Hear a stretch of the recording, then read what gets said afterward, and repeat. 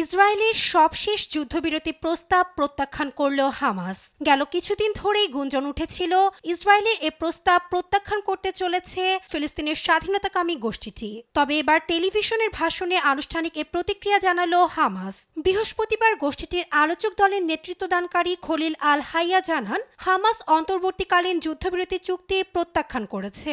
সেই সঙ্গে রাজনৈতিক এজেন্ডা হাসিলের উদ্দেশ্যে নেতানিয়াহু আংশিক ও অসম্পূর্ণ প্রস্তাব রাখছে বলেও দাবি গোষ্ঠীটির। নেতানিয়াহু রাজনৈতিক এজেন্ডা বাস্তবায়নের জন্য এ ধ্বংস ও ক্ষুধার খেলা খেলছে। যদি সকল বন্দীদের বলিও দিতে হয়, তবুও আমরা এই নীতি পাশের অংশ হব না। এর আগে সবশেষ 10 জিম্মিকে মুক্তির বিনিময়ে 45 দিনের যুদ্ধবিরতির প্রস্তাব রেখেছিল ইসরায়েল। প্রস্তাবের আওতায় হামাসকে অস্ত্র সমর্পণের আহ্বানও জানায় তেল আবিব। তবে সে সময় একে ইসরায়েলের দিবাস্বপ্ন হিসেবে মন্তব্য করেছিল হামাসের এক জ্যেষ্ঠ কর্মকর্তা। তবে যুদ্ধবন্ধে একটি বৃহৎ চুক্তির অংশ হিসেবে ইসরায়েলের সব জিম্মিদের মুক্তি দিতে প্রস্তুত আছে বলেও জানায় হামাসের এই জ্যেষ্ঠ কর্মকর্তা। তবে আলোচনায় পৌঁছাতে আরও বেশ কিছু শর্ত জুড়ে দিয়েছেন। জানান, চুক্তিতে যুদ্ধ সম্পূর্ণ বন্ধ, উপত্যকা থেকে সেনা প্রত্যাহার ও গাজা পুনর্গঠনের বিষয়গুলো অন্তর্ভুক্ত থাকতে হবে।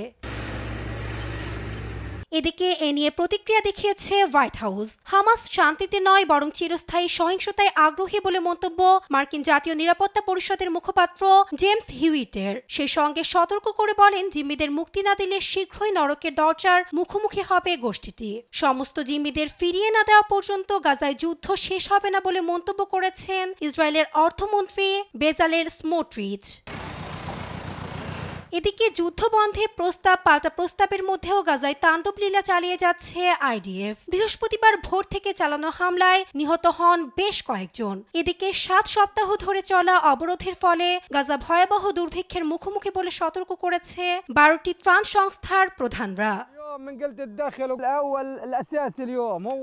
নাসরিন আক্তার, নিউজ ডেস্ক, দেশ টিভি।